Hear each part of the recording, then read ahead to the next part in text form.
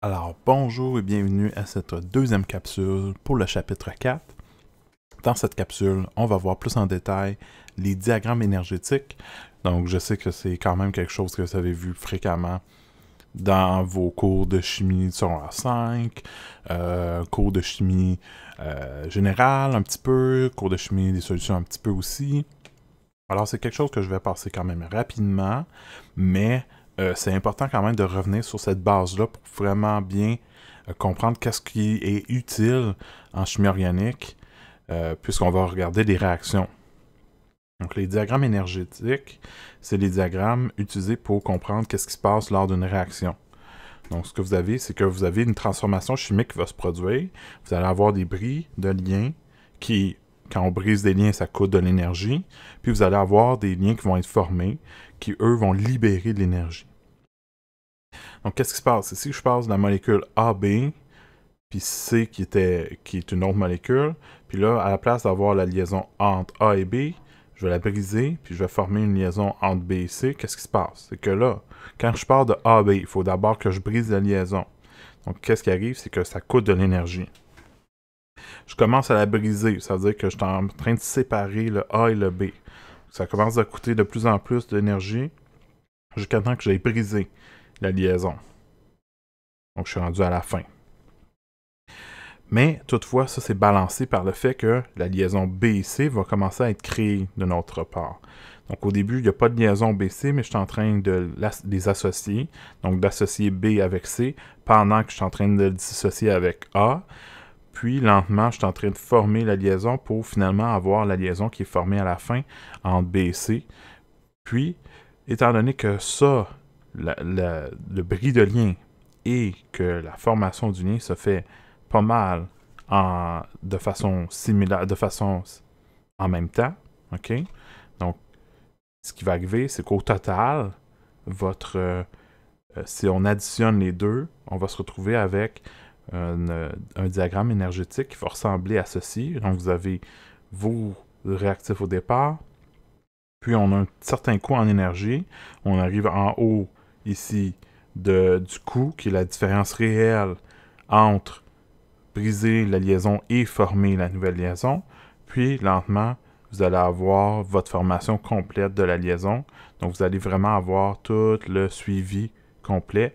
Puis ça, c'est vraiment plus représentatif de qu'est-ce qui se passe au total lorsqu'on brise et qu'on forme le lien. Donc, c'est vraiment comme la somme des deux tout au long de la réaction.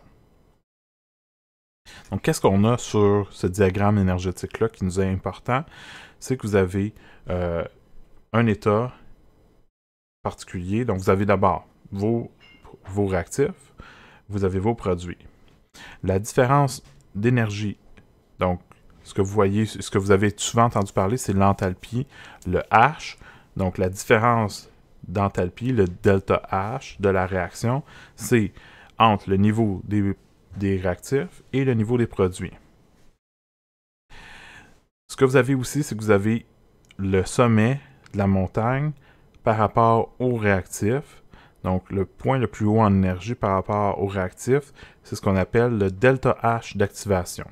Donc, l'énergie d'activation qui est nécessaire pour démarrer une réaction. Ce que vous avez en haut ici de la montagne, c'est ce qu'on appelle l'état de transition, ou ce que vous avez peut-être entendu aussi comme complexe activé. Donc, c'est des termes qui veulent dire la même chose. Donc, l'état de transition, c'est le point le plus haut en énergie lors d'une réaction. OK? Donc, c'est des maximums. Donc, ici, présentement, j'ai seulement une étape, parce que j'ai seulement un état de transition, puis je passe des réactifs aux produits lors de cette étape-là. Maintenant, si vous vous souvenez, il y a deux possibilités pour une réaction. Ça peut être soit une réaction exothermique ou endothermique. Pour avoir une réaction exothermique, votre delta H de la réaction doit être négatif. Ça veut dire que vos produits doivent être plus stables, plus bas en énergie que vos réactifs. Donc ça veut dire qu'on a libéré de l'énergie lors de la réaction. Donc ça, c'est exothermique. Tandis qu'endothermique, c'est lorsque les produits sont plus hauts en énergie. Donc ça coûte de l'énergie au total pour finir avec les produits qui sont plus hauts. Donc à ce moment-là, il faut fournir de l'énergie. C'est pour ça que c'est endothermique. Donc ici, ce qui va être important aussi à noter, c'est que plus votre état de transition est haut en énergie, donc plus votre montagne d'énergie est vraiment haute, plus ça va être difficile pour les réactifs de passer cette montagne-là, cette barrière-là d'énergie, pour pouvoir passer de l'autre côté puis arriver vers le côté des produits. Donc si c'est très demandant, ça va faire en sorte que la réaction va être plus difficile à faire, donc plus lente. Par contre, si vous avez un état de transition qui est plus bas, mais ça va être plus facile pour les réactifs de passer cette petite barrière-là puis aller vers les produits. Donc, on va regarder ça avec des exemples. Donc, vous avez un premier diagramme énergétique ici. Et là, à la place d'utiliser le delta H et l'enthalpie, la réalité, c'est quand dans l'énergie, vous avez deux termes importants. Vous avez l'enthalpie, qui est le delta H, qui est l'organisation des molécules avec les liens et tout ça. Puis vous avez aussi un autre terme qui s'appelle le delta S, qui est l'entropie du système. Et ça, c'est lié au désordre. Plus le désordre est grand, plus ce terme-là est important. Okay? Donc, le désordre, par exemple, passer de liquide à gazeux. Hein, on augmente le désordre dans les molécules, puis ça aide l'entropie. Okay? Mais ça nuit à l'enthalpie. Lorsqu'on additionne les deux, on prend l'enthalpie puis l'entropie, puis on les additionne, puis l'entropie, lui, il est changé selon la température, bien, vous avez ce qu'on appelle l'énergie libre, le G. Ça, c'est le total de l'enthalpie et l'entropie ensemble. Et ça crée donc, au lieu d'avoir des delta H de réaction, etc., vous avez delta G de la réaction, qui est plus proche de la réalité. Ce qui arrive, c'est que souvent, nos réactions sont faites à des températures qui sont proches de la température ambiante, donc 20-25 degrés. Ça, dans ces cas-là, le côté entropie compte pas vraiment. Il n'y a pas un gros effet, et c'est pour ça que souvent, on dit que l'enthalpie, c'est pas mal le seul facteur qu'on va considérer. Donc, c'est pour ça que le delta H de réaction, c'est généralement assez fiable. C'est quelque chose qui indique pas mal toute l'énergie qui est nécessaire pour soit faire la réaction ou encore que la réaction va produire lors du fait que la réaction se fasse. Mais c'est sûr que c'est mieux d'avoir le delta G parce que ça comprend tout. Mais faites-vous-en pas, le delta G puis le delta H, c'est pas mal similaire, surtout à des basses températures. Okay?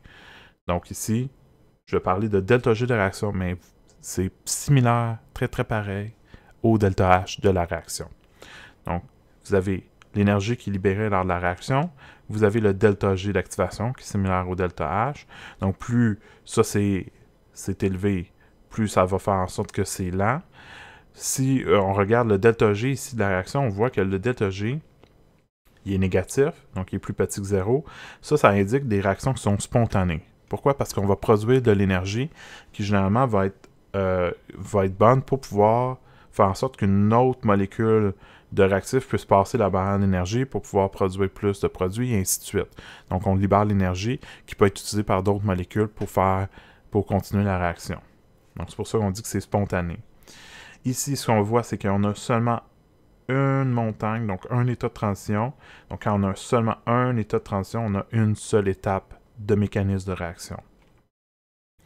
Les mécanismes de réaction, lorsqu'on a un état de transition, les états de transition vont être entre crochets, comme ceci, et il va y avoir à côté, ici, une croix avec une croix double. Okay? Qu'est-ce que ça veut dire? Ça veut dire que l'espèce qui est entre crochets n'est pas vraiment une molécule qu'on peut isoler. C'est pas quelque chose de stable. Okay? Les états de transition, c'est lorsqu'on est en train de briser des liaisons et former certaines autres liaisons. Donc, par exemple, ici, on est en train de briser la liaison double, puis on est en train de créer une liaison entre le H et le BR. Mais quand on est en train de faire ça, on est ici. Okay? Donc, on n'est pas du côté des produits, ni du côté des réactifs. On n'est pas sur quelque chose qui est stable. Hein? Ça va aller soit d'un bord ou d'un autre. Donc, on est vraiment dans le milieu, en train de créer et de briser des liens. Donc, c'est pour ça que ça ne va pas exister très, très longtemps, ça. Et ça indique justement que c'est très, très spontané. Ça va disparaître très rapidement. Donc, l'état de transition représentant le crochet et une double croix en exposant à côté du crochet. On va voir ça plus souvent plus tard lorsque je vais vous présenter des réactions plus en détail. Maintenant, si à la place, notre diagramme énergétique ressemble à ça, c'est quoi la différence avec qu'est-ce qu'on avait tantôt? C'est que là, on a un delta G de la réaction qui est positif. Donc, quand il est positif, c'est endothermique, ça veut dire que c'est pas spontané. Donc, quand c'est pas spontané, ça veut dire que la réaction, là, il va falloir fournir de l'énergie, puis ça va être difficile à faire par soi-même. Okay? C'est pas quelque chose qui va se faire par soi-même, parce qu'on a besoin que l'énergie arrive de quelque part. Pour le delta G d'activation, toujours des réactifs vers le haut de la montagne. Donc, encore une fois, vous avez un delta G d'activation ici. OK? Vous avez seulement, encore une fois, une seule étape, parce que seulement un état de transition. Par contre, donc ça c'était pour une seule étape, si j'ai ceci. Dans ce diagramme-là, ce qu'on va voir, c'est qu'on a encore une fois réactif et produit. Donc on a un delta G de réaction qui est maintenant négatif. Donc exothermique, donc spontané comme réaction. Et là, si je regarde, pour le delta G d'activation, j'ai deux montagnes, laquelle je dois prendre. Je dois prendre toujours la plus élevée, puis toujours par rapport au réactif de départ. Donc, je prends l'énergie des réactifs de départ, puis je regarde par rapport à mon sommet le plus haut en énergie. Donc ici, c'est celui-ci. Donc ça, c'est mon delta G d'activation, mon énergie d'activation. Puis vous voyez qu'il est quand même pas mal élevé. Donc ça va faire en sorte que ça va être une réaction qui va être très lente. Si maintenant on regarde, qu'est-ce qu'on a? On a deux sommets de montagne. Donc, vous avez un état de transition ici et un état de transition qui est ici. Celui qui est ici, il est un petit peu plus bas, donc va être un petit peu plus facile à passer, tandis que le deuxième est pas mal plus élevé, va être plus difficile à passer. Ça va être l'étape qui va vous restreindre. Okay? C'est l'étape qu'on appelle l'étape limitante. C'est celle qui est la plus élevée. Maintenant, entre les deux montagnes, il y a comme une section, un creux entre les deux. Ce creux-là, ça s'appelle l'endroit pour les intermédiaires réactionnels. Par exemple, tantôt, je vous ai présenté dans la capsule 1, je vous ai présenté les carbocations et les carbanions. Ce sont des intermédiaires réactionnels de carbone. Donc, les intermédiaires réactionnels, c'est pas la même chose que les états de transition. Les intermédiaires réactionnels, on peut, dans certains cas, les isoler. Ils existent pour une certaine période de temps. Pas super longtemps, mais quand même assez longtemps pour qu'on puisse les voir généralement. Tandis que les états de transition, on ne peut pas prendre ça, on ne peut pas les isoler, on ne peut pas se promener avec une bouteille où est-ce qu'on a un état de transition à l'intérieur, ça disparaît aussi vite que ça apparaît. Okay? Donc, c'est la différence entre intermédiaire réactionnel et état de transition. Il va falloir faire très attention pour ne pas confondre les deux. Donc, pas confondre état de transition et intermédiaire, c'est vraiment des choses différentes.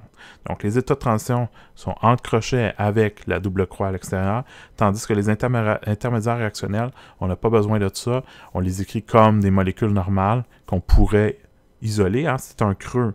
Ça veut dire qu'il existe pendant un certain temps avant de pouvoir passer d'un autre à pouvoir soit revenir en arrière ou passer à la prochaine étape. Maintenant, si je prends cette réaction-ci comme diagramme d'énergie, qu'est-ce qui est la grosse différence par rapport à ce qu'on avait dans l'autre diagramme?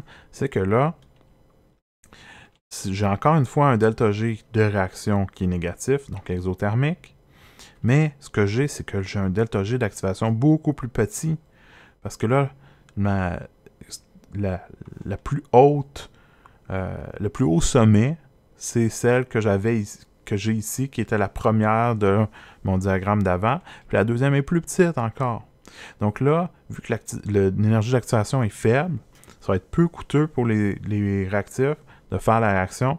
Donc la réaction va se faire assez rapidement. Okay? Donc ça va être plutôt rapide comme réaction.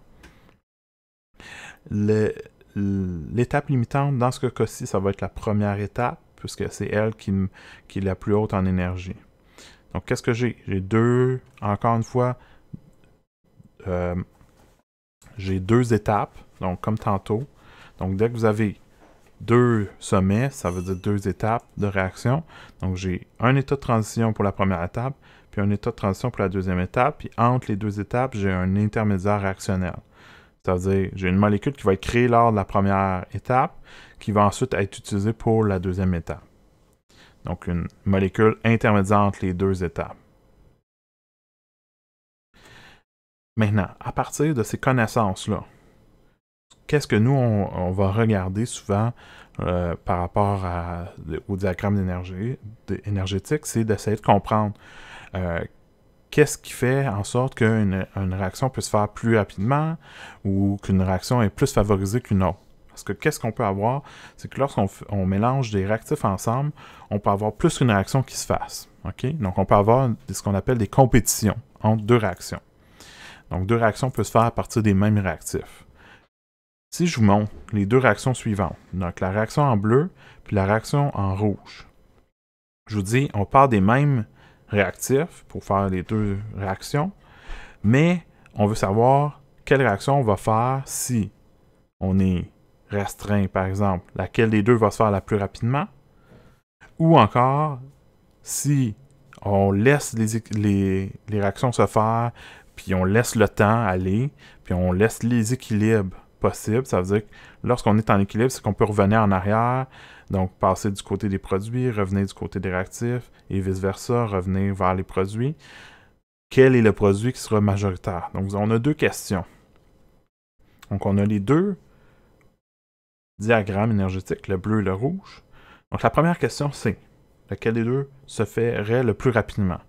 Donc, évidemment, ce qu'on a vu tantôt, c'est que plus la barrière énergie est élevée, c'est-à-dire l'énergie d'activation est élevée, plus ça va être lent comme réaction. Donc, ici, clairement, on voit que l'énergie qui est pour le diagramme rouge, donc la réaction en rouge, va se faire beaucoup plus rapidement que celle en bleu. Parce que celle en bleu a un delta G d'activation, donc une énergie d'activation beaucoup plus grande, donc elle sera plus lente. Ça fait en sorte que, de façon cinétique, du côté de la rapidité, okay, le produit cinétiquement favorisé, qu'on appelle le produit cinétique, ce sera le produit de la réaction rouge.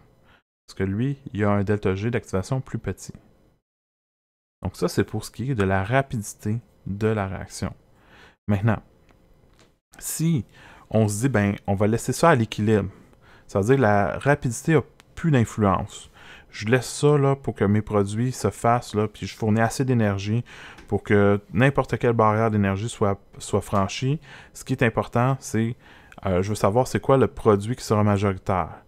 Lorsqu'on n'a plus de restriction du niveau de la rapidité de la réaction, qu'on laisse plein de temps pour que les réactions puissent se faire, le produit qui va être majoritaire, c'est généralement le produit le plus stable.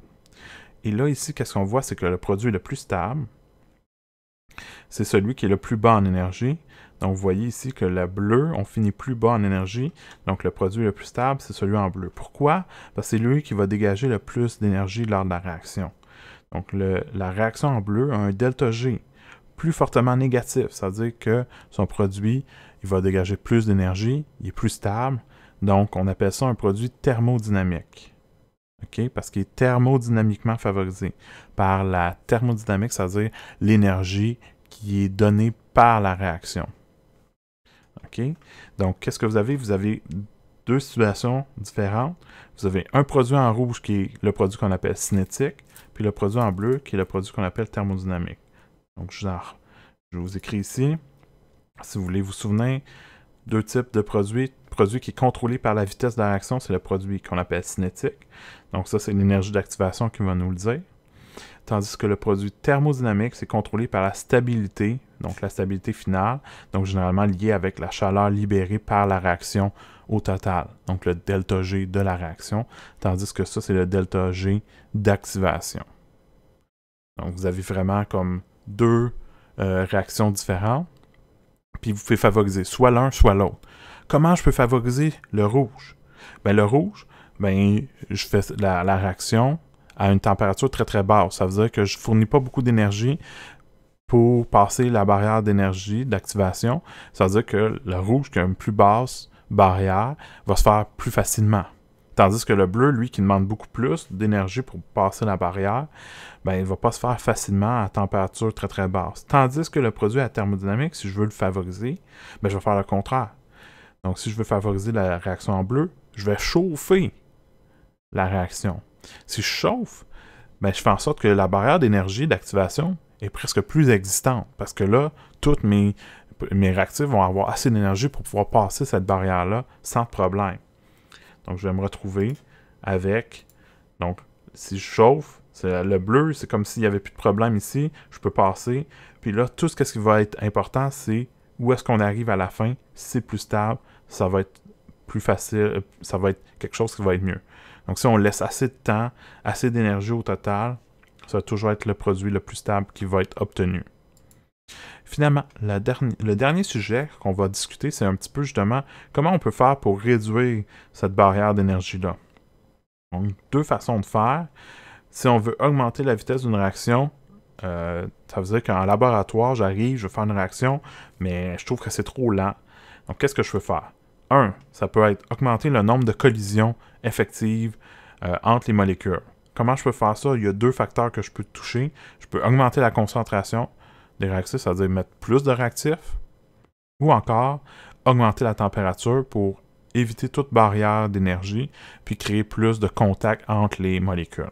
Parce que plus c'est chaud, plus les molécules se déplacent rapidement, donc rentrent plus souvent en contact l'une avec les autres. Donc ça, c'est de façon augmenter les collisions, mais il y a une autre façon, c'est d'utiliser un catalyseur. Les catalyseurs, eux, changent drastiquement comment la réaction va se produire. Alors, vous avez un exemple ici. Qu'est-ce qui va arriver? C'est que si j'ai une réaction qui est non catalysée, qui se fait en une seule étape, par exemple ici, on voit que l'énergie d'activation est énorme. Par contre, si j'ajoute un catalyseur, qu'est-ce qui arrive? C'est que là, à la place de faire en une seule étape, le catalyseur va permettre la même réaction de se faire, mais cette fois-ci en deux étapes. Mais qu'est-ce que ça fait comme changement? C'est que au total, le delta G d'activation va être pas mal plus faible. Donc, ça veut dire que la réaction va se faire beaucoup plus rapidement à l'aide de votre catalyseur. Mais le catalyseur va vraiment avoir une influence qui est vraiment de changer le mécanisme complètement, généralement.